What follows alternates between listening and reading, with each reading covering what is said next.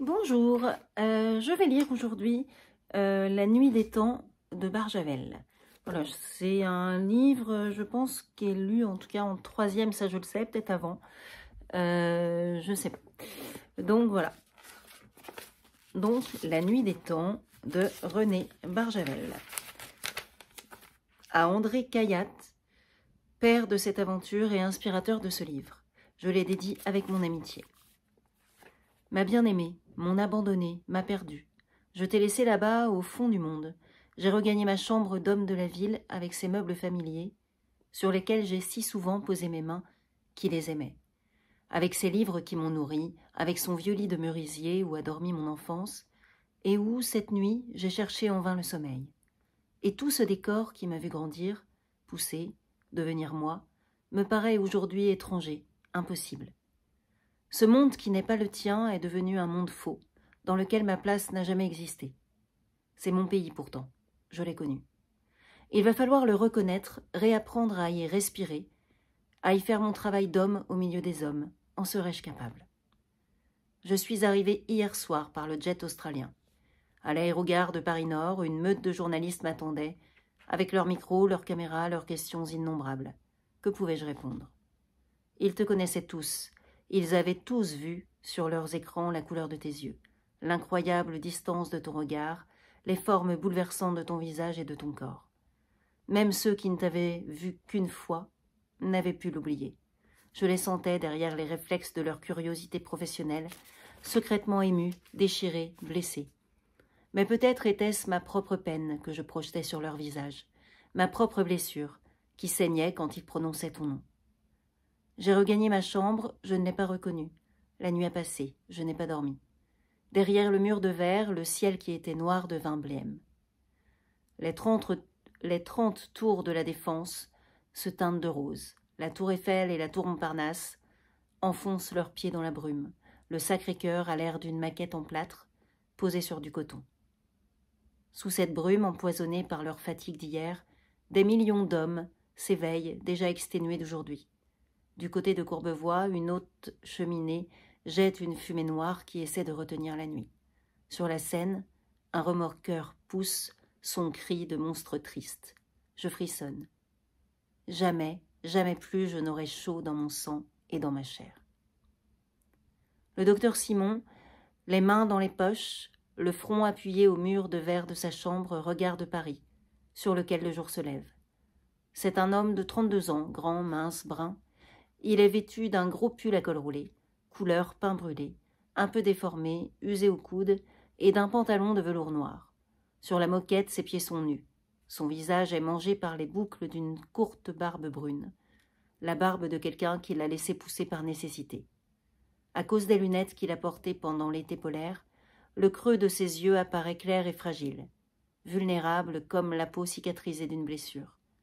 Son front est large, un peu caché par les premières boucles des cheveux courts, un peu bombé au-dessus des yeux, traversé par une profonde ride de soleil. Ses paupières sont gonflées, le blanc de ses yeux est strié de rouge. Il ne peut plus dormir, il ne peut plus pleurer, il ne peut pas oublier. C'est impossible. L'aventure commença par une mission des plus banales, la routine, le quotidien, l'ordinaire. Il y avait des années que le travail sur le continent antarctique n'était plus l'affaire des intrépides, mais celle des sages organisateurs. On avait tout le matériel qu'il fallait pour lutter contre les inconvénients du climat et de la distance, pour connaître ce qu'on cherchait à savoir, pour assurer aux chercheurs un confort qui eût mérité au moins 3 étoiles. Et tout le personnel nécessaire possédant toutes les connaissances indispensables. Quand le vent soufflait trop fort, on s'enfermait et on le laissait souffler. Quand il s'apaisait, on ressortait et chacun faisait ce qu'il avait à faire. On avait découpé sur la carte le continent en tranches de melon, et la mission française, implantée de façon permanente à la base Paul-Émile Victor, avait découpé sa tranche en petits rectangles et trapèzes qu'elle explorait systématiquement l'un après l'autre. Elle savait qu'il n'y avait rien d'autre à trouver que de la glace, de la neige et du vent. Du vent, de la glace et de la neige. Et au-dessous, des roches et de la terre comme partout. Cela n'aurait rien d'exaltant, mais c'était passionnant quand même, parce qu'on était loin de l'oxyde de carbone et des embouteillages, parce qu'on se donnait une petite illusion d'être un petit morceau de héros, explorateur, bravant les horribles dangers, et parce qu'on était encore entre copains. Le groupe venait de terminer l'exploration du trapèze 381. Le dossier était clos, un double était parti au siège à Paris, il fallait passer à la suite. Bureaucratiquement, du 381, on aurait dû sauter sur le 382. Mais ça ne se passait quand même pas comme ça. Il y avait les circonstances, les impondérables et le besoin d'un minimum de variété. La mission venait justement de recevoir un nouvel appareil de sondage sous-glaciaire, de conception révolutionnaire, et que son constructeur prétendait capable de déceler les moindres détails du sol sous plusieurs kilomètres de glace. Louis Gray, le glaciologue, 37 ans, agrégé de géographie, brûlait de le mettre à l'épreuve en comparant son travail à celui des sondeurs classiques. Il fut donc décidé qu'un groupe irait faire un relevé de sol sous-glaciaire au carré 612, qui se situait à quelques centaines de kilomètres à peine du pôle sud. En 2 voyages, l'hélicoptère lourd déposa les hommes, leurs véhicules et tout le matériel sur le lieu d'opération. L'endroit avait déjà été grossièrement sondé par les méthodes et les engins habituels. On savait que des profondeurs de 800 à 1000 mètres de glace voisinaient avec des gouffres de plus de 4000 mètres. Aux yeux de Louis Gray, il constituait un champ d'expérience idéal pour tester le nouvel appareil. C'était, croyait-il, ce qui avait motivé son choix. Personne aujourd'hui n'ose plus le croire. Avec tout ce qui a été révélé depuis, comment pourrait-on encore penser que ce fut le hasard, seul, ou une quelconque raison raisonnable qui fit venir ces hommes avec tout le matériel nécessaire en ce point précis du continent, plutôt qu'en tout autre point de ce désert de glace, plus grand que l'Europe et les États-Unis réunis. Beaucoup d'esprits sérieux pensent maintenant que Louis Gray et ses camarades ont été appelés. Par quel procédé? Cela n'a pas été éclairci par la suite. Il n'en a même pas été question. Il y avait des problèmes bien plus énormes et plus urgents à élucider. Toujours est-il que Louis Gray, 11 hommes et 3 snow-dogs, camions étanches à chenilles et coussins d'air, se posèrent exactement à l'endroit où il fallait. Et 2 jours après, tous ces hommes savaient qu'ils étaient venus à la rencontre d'un événement inimaginable. 2 jours. Comment parler ici de jour et de nuit? On était au début de décembre, c'est-à-dire en plein été austral. Le soleil ne se couchait plus. Il tournait autour des hommes et des camions sur le bord de leur monde rond, comme pour les surveiller de loin et partout. Il passait vers 9 heures du soir derrière une montagne de glace, réapparaissait vers 10 heures à son autre extrémité, semblait vers minuit sur le point de succomber et de disparaître sous l'horizon, qui commençait à l'avaler. Il se défendait, en se gonflant et en se déformant, devenait rouge, gagnait la bataille et reprenait lentement ses distances et sa ronde de sentinelle. Il découpait autour de la mission un immense disque blanc et bleu de froid et de solitude. De l'autre côté, plus loin que ces bords lointains sur lesquels il montait la garde derrière lui, il y avait la terre, les villes et les foules, et les campagnes avec des vaches, de l'herbe, des arbres, des oiseaux qui chantent. Le docteur Simon en avait la nostalgie. Il n'aurait pas dû être là. Il achevait un séjour de 3 ans, presque ininterrompu dans les différentes bases françaises de l'Antarctique. Et il était plus que fatigué. Il aurait dû prendre l'avion pour Sydney. Il était resté à la demande de son ami Louis Gray pour accompagner sa mission. Le docteur Jaillon, son remplaçant, étant occupé à la base par une épidémie de rougeole. Cette rougeole était invraisemblable. Il n'y a presque jamais de malade en Antarctique. On dirait que les microbes ont peur du froid. Les médecins n'ont guère à soigner que les accidents. Et parfois, les gelures des nouveaux arrivants qui ne savent pas encore s'empêcher d'être imprudents. D'autre part, la rougeole a à peu près disparu de la surface de la Terre, depuis la mise au point du vaccin buccal que tous les nourrissons avalent dans leur premier biberon. Malgré ces évidences, il y avait la rougeole à la base Victor. Un homme sur 4 environ grelottait de fièvre dans son lit, la peau transformée en tissu à pois. Louis Gray ramassa une poignée de rescapés, dont le docteur Simon, et les embarqua en hâte pour le point 612 en souhaitant que le virus ne les suivît point. S'il n'y avait pas eu la rougeole. Si ce jour-là, au lieu de grimper dans l'hélicoptère, je m'étais embarqué avec mes cantines dans l'avion de Sydney, si du haut de son décollage vertical, avant qu'il ne s'élançât en rugissant vers les terres chaudes, j'avais dit adieu pour toujours à la base, à la glace, au monstrueux continent froid, que serait-il advenu? Qui aurait été près de toi, ma bien-aimée, au moment terrible? Qui aurait vu à ma place? Qui aurait su? Celui-là aurait-il crié, hurlé le nom? Moi, je n'ai rien dit, rien. Et tout s'est accompli. Depuis, je me répète qu'il était trop tard, que si j'avais crié, cela n'aurait rien changé, que j'aurais simplement été accablée sous le poids d'un désespoir inexpiable. Pendant ces quelques secondes, il n'y aurait pas eu assez d'horreur dans le monde pour remplir ton cœur. C'est cela que je me redis sans cesse depuis ce jour, depuis cette heure. Trop tard, trop tard, trop tard. Mais peut-être est-ce un mensonge que je mâche et remâche, dont j'essaie de me nourrir pour tenter de vivre. Assis sur une chenille du Snowdog, le docteur Simon rêvait à un croissant trempé dans un café crème. Trempé, juteux, ramolli, mangé en l'aspirant, à la façon d'un malotru. Mais un malotru debout, devant un comptoir parisien, les pieds dans la sueur, au coude à coude avec les hargneux du matin, partageant leur premier plaisir de la journée, peut-être le plus grand, celui de s'éveiller tout à fait en ce lieu de première rencontre avec les autres hommes, dans la tiédeur et les courants d'air et la merveilleuse odeur du café express. Il n'en pouvait plus de toute cette glace et de ce vent, et de ce vent et de ce vent qui ne cessait jamais de s'appuyer sur lui, sur eux, sur tous les hommes de l'Antarctique, toujours du même côté, avec ses mains trempées dans le froid de l'enfer, de les pousser tous sans arrêt, eux et leurs baraques, et leurs antennes, et leurs camions, pour qu'ils s'en aillent, qu'ils débarrassent ce continent, qu'ils les laissent seuls, lui et la glace mortelle, consommer éternellement dans la solitude leurs monstrueuses noces surglacées. Il fallait être vraiment obstiné pour résister à son obstination. Simon était arrivé au bout de la sienne. Avant de s'asseoir, il avait posé une couverture pliée en 4 sur la chenille du Snowdog, afin que la peau de ses fesses n'y restât pas collée avec son slip, son caleçon de laine et son pantalon. Il faisait face au soleil et se grattait les joues au fond de sa barbe, en se persuadant que le soleil le réchauffait bien, qu'il lui dispensa à peu près autant de calories qu'une lanterne à huile accrochée à 3 kilomètres. Le vent essayait de lui rabattre le nez vers l'oreille gauche. Il tourna la tête pour recevoir le vent de l'autre côté. Il pensait à la brise de mer le soir à Collioure, si tiède et qu'on trouve fraîche parce qu'il a fait si chaud dans la journée.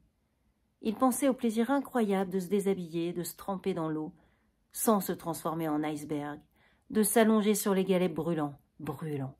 Cela lui parut si invraisemblable qu'il ricana. « Tu te marres tout seul maintenant » dit Brivio. « Ça va pas mieux? Tu couves la rougeole ?» Briveau était arrivé derrière lui, le sondeur sur le ventre, pendu à une large courroie qui passait derrière son col en peau de loup. « J'étais en train de penser qu'il y a des endroits du monde où il fait chaud, » dit Simon. « C'est pas la rougeole, c'est la méningite. Reste pas assis comme ça, tu vas te geler la rate. Tiens, viens voir un peu ça. » Il lui désignait le cadran de sondeur, avec sa feuille enregistreuse déjà en partie enroulée. C'était le modèle courant avec lequel il venait de prospecter le secteur qui lui avait été affecté. Simon se leva et regarda. Il ne connaissait pas grand-chose à la technique. Le mécanisme du corps humain lui était plus familier que celui d'un simple briquet à gaz. Mais il avait eu le temps, depuis 3 ans, de se familiariser avec les dessins qui traçaient sur le papier magnétique le trembleur au graphite des sondeurs portatifs. Cela ressemblait en général à la coupe d'un terrain vague, ou d'un éboulis, ou de n'importe quoi qui ne ressemblait à rien. Ce que lui montrait Briveau, cela ressemblait à quelque chose. À quoi? À rien de connu, rien de familier, mais son esprit, habitué à faire la synthèse des symptômes pour en tirer un diagnostic, comprit tout à coup ce qu'il y avait d'inhabituel dans ce relevé du sol glaciaire.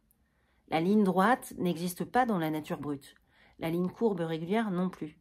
Le sol brutalisé, raboté, mélangé au cours des âges géologiques par les formidables forces de la Terre est partout, totalement irrégulier. Or, ce que le sondeur de Briveau avait inscrit sur le papier, c'était une succession de courbes et de droites, interrompues et brisées, mais parfaitement régulières. Que le sol pût présenter un tel profil, cela était tout à fait improbable, et même impossible. Simon en tira la conclusion évidente. « Il y a quelque chose de coincé dans ton machin. »« Et toi, tu as quelque chose de coincé là-dedans ?» Briveau se frappait le front du bout de son index ganté. « Ce machin fonctionne au poil. Je voudrais fonctionner aussi bien que lui jusqu'à mon dernier jour. C'est là-dessous qu'il y a quelque chose qui ne va pas. » Il tapota la surface de la glace du talon de sa botte fourrée. « Un profil pareil, c'est pas possible, dit Simon. Je sais, ça n'a pas l'air vrai. Et les autres, qu'est-ce qu'ils ont trouvé? J'en sais rien. Je vais leur filer un coup de trompette. Il monta dans le Snowdog Labo. Et 3 secondes après, la sirène hurlait, appelant les membres de la mission à rallier le campement. Ils étaient d'ailleurs déjà en train de revenir. D'abord les 2 équipes à pied, avec leur sondeur classique, puis le Snowdog qui portait devant lui, dans une armature métallique entre ses 2 chenilles, l'émetteur-récepteur du nouveau sondeur. Un câble rouge le reliait au poste de commande et à l'enregistreur, à l'intérieur du véhicule. Il y avait également dans le véhicule Éloi le mécanicien, Louis Gray, impatient de connaître les performances du nouvel instrument, et l'ingénieur d'usine qui était arrivé avec lui pour en montrer le fonctionnement. C'était un grand garçon, mince, plutôt blond, de manière délicate. Il donnait l'impression, par son élégance naturelle, d'avoir fait tailler sa tenue polaire chez Lanvin. Les anciens ne pouvaient pas s'empêcher de sourire en le regardant. Éloi l'avait surnommé Kornecki, ce qui lui convenait parfaitement. Et il descendit du Snowdog en silence, écoutant d'un air réservé les appréciations de Gray sur son ustensile.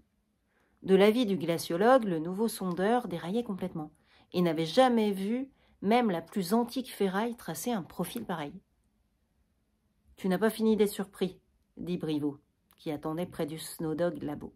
« C'est toi qui as appelé ? » ?»« C'est moi, papa. »« Qu'est-ce qui se passe ? » ?»« Entre, tu verras. » Et ils virent. Ils virent les 4 relevés, les 4 profils, tous différents et tous semblables. Celui du nouveau sondeur était inscrit sur un film de 3 mm. Gray l'avait suivi sur l'écran de contrôle. Les autres membres de la mission le découvrirent sur l'écran du labo. Ce que les 3 autres sondeurs avaient laissé supposer, le nouvel appareil en démontrait l'évidence. Il faisait défiler sur l'écran avec une netteté qui ne laissait aucune place au doute. Des profils d'escaliers renversés, des murs cassés, de dômes éventrés, de rampes hélicoïdales tordues, tous les détails d'une architecture qu'une main gigantesque semblait avoir disloquée et broyée. « Des ruines » dit Briveau. « Ce n'est pas possible, dit Gray, d'une voix qui osait à peine se faire entendre. « Et pourquoi » dit Briveau, tranquillement. Briveau était le petit-fils d'un paysan montagnard de Haute-Savoie. Le dernier de son village a continué d'élever des vaches au lieu de traire les Parisiens, entassés à 10 par mètre carré de neige ou d'herbe pelée. Le père Briveau avait entouré son morceau de montagne de barbelés et de poteaux, défense entrée, et dans cette prison vivait en liberté. Son fils avait hérité de lui ses yeux clairs, ses cheveux noirs et sa barbe rousse, son égalité d'humeur et son équilibre. Il voyait des ruines, comme tous ceux qui étaient là, et qui savaient interpréter un profil, et qui n'y croyaient pas. Lui y croyait parce qu'il les voyait. S'il avait vu son propre père sous la glace, il se serait étonné 1 seconde, puis il aurait dit « Tiens, papa ». Mais les membres de la mission ne pouvaient refuser de se rendre à l'évidence. Les 4 relevés se recoupaient et se confirmaient les uns les autres. Le dessinateur Bernard fut chargé d'en faire la synthèse. 1 heure plus tard, il présentait sa première esquisse. Cela ne ressemblait à rien de connu. C'était énorme, étrange, bouleversé. C'était une architecture titanesque, brisée par quelque chose de plus grand encore. « C'était quelle profondeur, ces trucs ?» demanda Éloi. « Entre 900 et 1000 mètres, dit Gray, d'un air furieux, comme s'il eût été responsable de l'énormité du renseignement. « Ça veut dire qu'ils sont là depuis combien de temps? On ne peut pas savoir. Nous n'avons jamais percé si profond. »« Mais les Américains l'ont fait, dit paisiblement Briveau. »« Oui, les Russes aussi. »« Ils ont pu dater leurs échantillons, demanda Simon. »« On peut toujours, ça ne veut pas dire que c'est exact. »« Exact ou pas, ils ont trouvé combien ?» Gray haussa les épaules d'avance devant l'absurdité de ce qu'il allait dire. « Autour de 900 000 ans, à quelques siècles près. » Il y eut des exclamations, puis un silence stupéfait. Les hommes réunis dans le camion regardaient successivement l'esquisse de Bernard et les dernières lignes du profil immobile sur l'écran. Ils venaient de prendre conscience, tout à coup, de l'immensité de leur ignorance. « Ça tient pas debout, dit Éloi. C'est des hommes qui ont fabriqué ça il y a 900 000 ans. Il n'y avait pas d'hommes, il y avait que des singes. »« Qui t'a dit ça? Ton petit doigt ?» dit Briveau. « Ce que nous savons de l'histoire des hommes et de l'évolution de la vie sur la Terre, dit Simon, n'est pas plus gros qu'une crotte de puce sur la place de la Concorde. »« Eh ben, dit Éloi. »« Monsieur Lancieux, je fais mes excuses à votre appareil, dit Gray. » Lancieux, Kornecki, personne n'avait plus envie de le dénommer ainsi, même mentalement. Il n'y avait plus de place dans la tête de ces hommes pour les plaisanteries de collégiens qui les aidaient d'habitude à supporter le froid et la longueur du temps. Lancieux lui-même ne ressemblait plus à son sobriquet. Il avait les yeux abattus, les joues râpeuses, et il tirait sur une cigarette éteinte et tordue. Il écoutait Gray, en hochant la tête d'un air absent. « C'est une mécanique sensationnelle, disait le glaciologue, mais il y a autre chose. » Ils n'y ont pas fait attention. Montrez-le leur, et dites-leur ce que vous en pensez. Lancieux appuya sur un bouton de rembobinage, puis sur le bouton rouge et l'écran s'éclaira, montrant de nouveau le lent défilé du profil d'Erwin. « C'est là qu'il faut regarder, dit Gray. »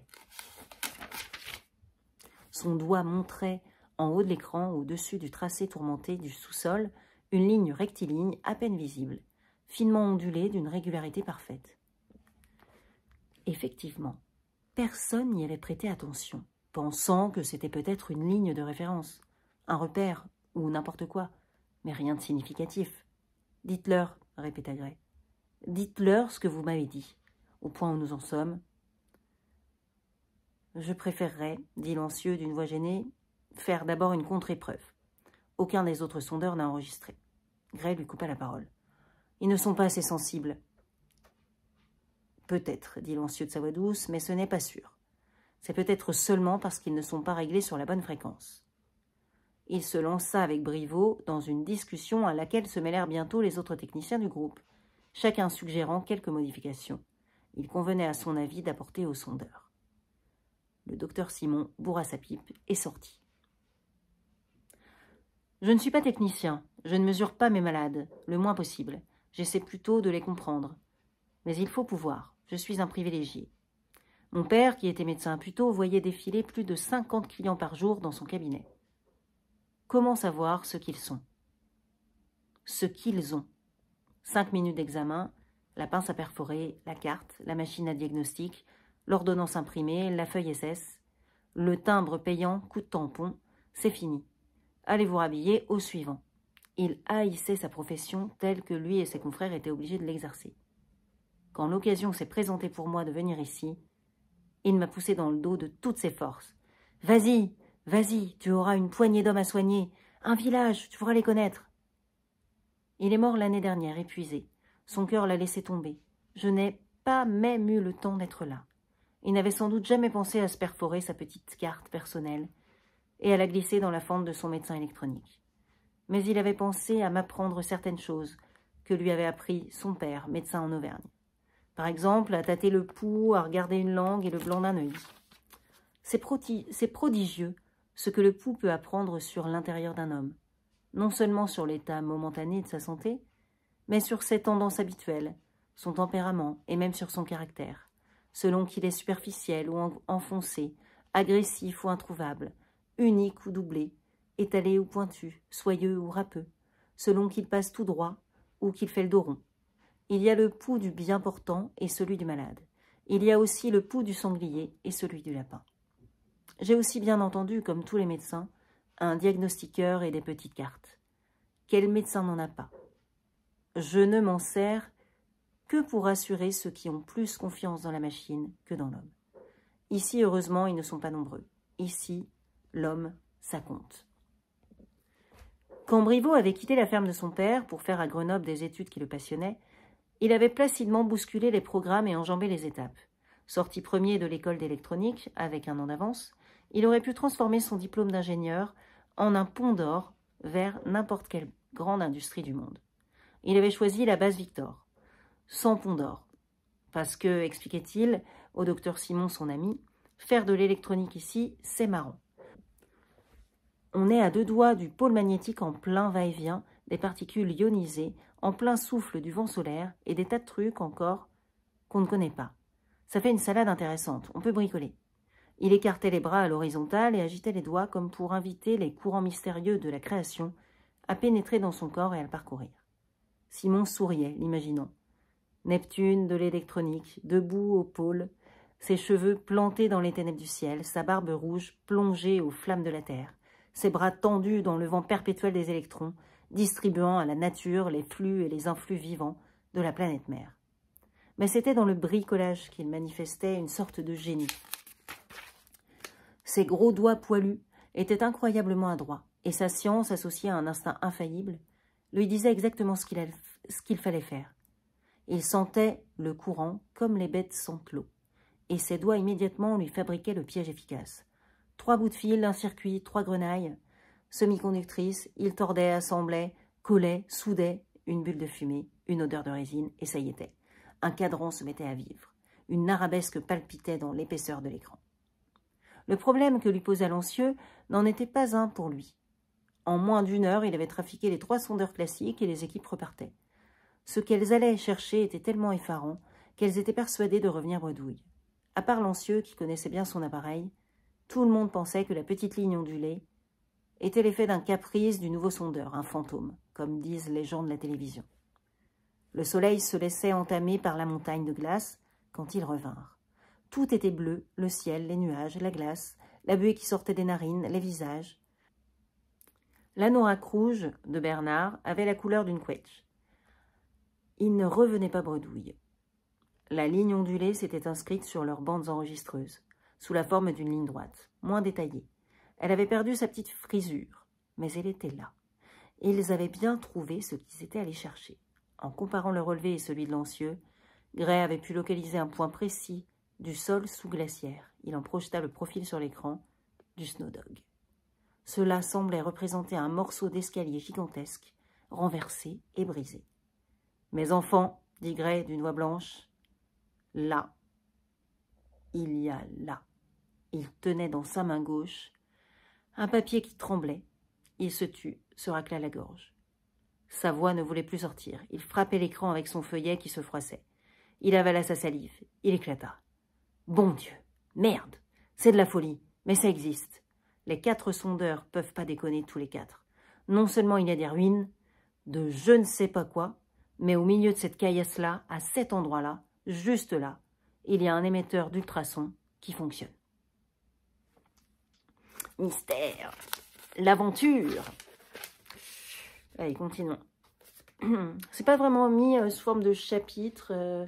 C'est dans le livre, c'est comme ça en fait. Enfin, ça fait, c'est pas, les chapitres sont pas nommément nommés, on va dire. Mais voilà. Donc là, on va dire donc page 31. Moi, je suis à la page 31. C'était ça.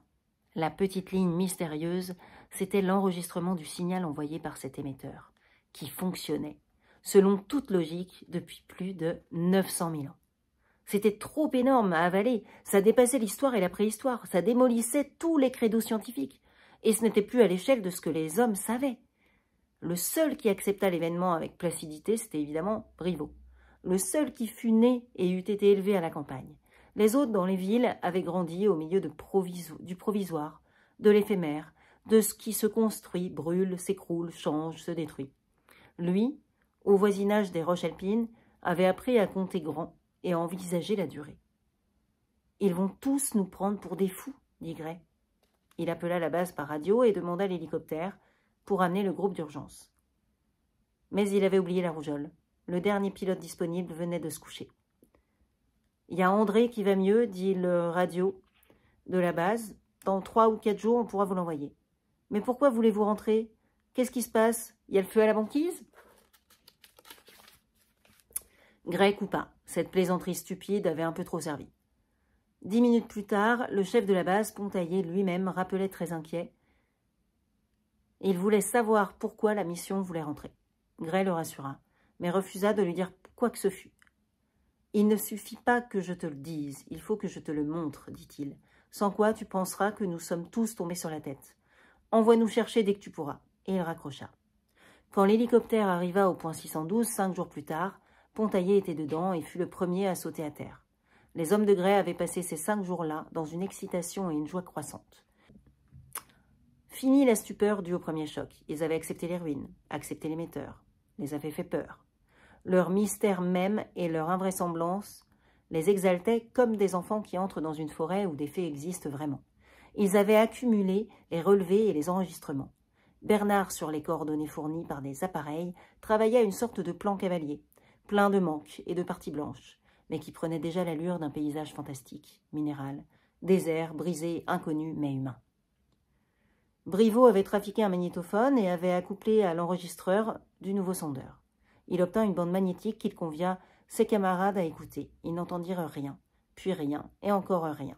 « Il y a des clous sur ton bidule, grogna Éloi. Brivaut sourit. « Tout est dans le silence, dit-il. Vous ne pouvez pas entendre les ultrasons, mais ils sont là, je vous le garantis. Pour les entendre, il faudrait un réducteur de fréquence. Je n'en ai pas. Il n'y en a pas à la base, il faudra aller à Paris. » Il faudra aller à Paris. Ce fut également la conclusion de Pontaillet quand il eut été mis au courant, qu'il eut refusé puis accepté enfin l'évidence de la découverte.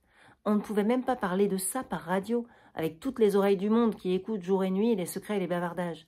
Il fallait porter tous les documents au siège à Paris. Le chef des expéditions polaires déciderait de les communiquer à qui ou qui. En attendant, chacun devait se taire. Comme disait Éloi, ça risquait d'être quelque chose de fumant. Je l'ai pris, l'avion de Sydney, avec 2 semaines de retard et le désir de revenir très vite. Je n'étais plus du tout tracassée par le désir du café crème. Vraiment plus. Et il y avait là, sous la glace, quelque chose de bien plus excitant que l'odeur des petits matins sur les Parisiens mal débarbouillés. L'avion est monté sur son souffle, comme une bulle de plastique, sur un jet d'eau. Il a tourné un peu sur place, à la recherche de son cap, puis il a poussé un hurlement et a giclé vers le nord et vers le haut, à 50 degrés de pente. Malgré les sièges basculants et rembourrés comme des nourrices, ça fait un drôle d'effet de monter à une telle inclinaison et une telle accélération. Mais c'est un avion qui ne transporte que des endurcis et qui ne risque pas de casser des vitres au sol avec ses bangs. Alors les pilotes s'en payent. Et ils m'emportaient avec mes cantines et ma serviette, celle-ci contenant, outre ma brosse à dents et mon pyjama, les microfilms des relevés et du plan cavalier de Bernard, la bande magnétique et des lettres de Gray et de Pontaillet authentifiant tout cela. J'emportais aussi, sans m'en douter, le virus de la rougeole, qui allait faire le tour de la Terre sous le nom de rougeole australienne. Les labos pharmaceutiques ont fabriqué en toute hâte un nouveau vaccin. Ils ont gagné beaucoup d'argent. Je ne suis arrivée à Paris que le surlendemain. J'ignorais qu'il était devenu très difficile de traverser les océans. Dans notre isolement de glace, nous avions oublié les haines misérables et stupides du monde. Elles s'étaient encore enflées et raidies pendant ces 3 années. Leur monstrueuse imbécilité évoquait pour moi des chiens énormes enchaînés les uns en face des autres, chacun tirant sur sa chaîne en râlant de fureur et ne pensant qu'à la rompre pour aller égorger le chien d'en face. Sans raison, simplement parce que c'est un autre chien, ou peut-être parce qu'il en a peur. Je lus les journaux australiens. Il y avait de petits incendies bien entretenus, un peu partout dans le monde. Ils avaient grandi depuis mon départ pour l'Antarctique, et s'étaient multipliés. Sur toutes les frontières, à mesure que se levaient les barrières douanières, des barrières policières les remplaçaient. Débarqué sur l'aérodrome de Sydney, je ne fus autorisé ni à en sortir, ni à en repartir. Il manquait je ne sais quel visa militaire à mon passeport. Il me fallut 36 heures de démarche furieuse pour pouvoir prendre enfin le jet à destination de Paris. Je tremblais qu'ils ne missent le nez dans mes microfilms. Qu'est-ce qu'ils auraient imaginé? Mais personne ne me demanda d'ouvrir ma serviette. J'aurais pu aussi bien transporter des plans de base atomique. Ça ne les intéressait pas. Il fallait le visa. C'était la consigne, c'était stupide, c'était le monde organisé. Dès que Simon lui eut déballé le contenu de sa serviette, Rochefou, le chef des expéditions polaires françaises, prit les choses en main avec son énergie habituelle. Il avait près de 80 ans, ce qui ne l'empêchait pas de passer chaque année quelques semaines à proximité de l'un ou l'autre pôle. Son visage couleur brique, casqué de cheveux courts, d'un blanc éclatant, ses yeux bleu ciel, son sourire optimiste le rendaient idéalement photogénique à la télévision, qui ne manquait pas une occasion de l'interviewer, de préférence en gros plan. Ce jour-là, il les avait convoquées toutes, celles du monde entier et toute la presse, à la fin de la réunion de la commission de l'UNESCO. Il avait décidé que le secret avait assez duré, et il fallait l'intention de secouer l'UNESCO comme un fox terrier secoue un rat, pour obtenir toute l'aide nécessaire et tout de suite. Dans un grand bureau du 7e étage, des monteurs du Centre national de recherche scientifique achevaient d'installer des appareils sous la direction d'un ingénieur. Rochefou et Simon, debout devant la grande fenêtre, regardaient 2 officiers trotter sur des chevaux à cajou, dans la perspective rectangulaire de la cour de l'école militaire. La place Fontenoy était pleine de joueurs de pétanque qui soufflaient dans leurs doigts avant de ramasser leurs boules. Rochefou grogna et se détourna. Il n'aimait ni les oisifs ni les militaires.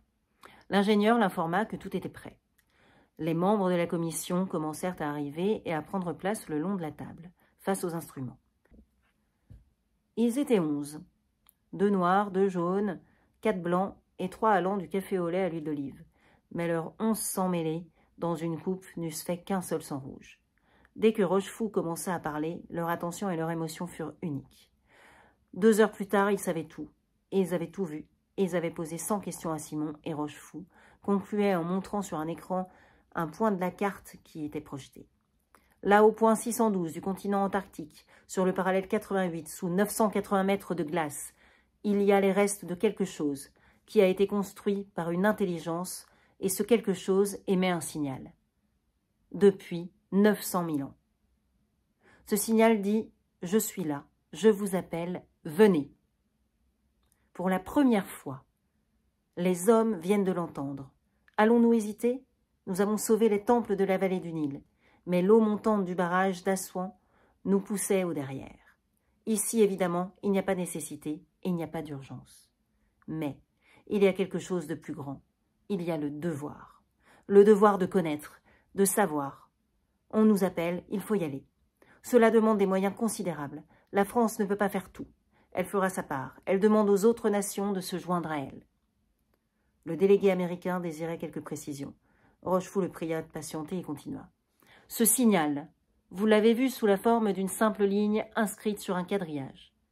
Maintenant, grâce à mes amis du CNRS, qui l'ont ausculté de toutes les façons possibles, je vais vous le faire entendre. Il fit un signe à l'ingénieur qui mit un nouveau circuit sous tension. Il y eut d'abord, dans l'écran de l'oscilloscope, une ligne lumineuse raide, comme le mi d'un violon, tandis qu'éclatait un sifflement suraigu qui fit grimacer Simon. Le noir le plus noir passa une langue rose sur ses lèvres crevassées. Le blanc le plus blond mit son auriculaire droit dans son oreille et l'agita violemment. Les 2 jaunes fermaient complètement les fentes de leurs yeux. L'ingénieur du CNRS tourna lentement un bouton. Le suraigu devint aigu. Les muscles se détendirent, les mâchoires se décrispèrent. L'aigu baissa en miaulant. Le sifflement devint un trille. On commença à tousser et à se racler la gorge.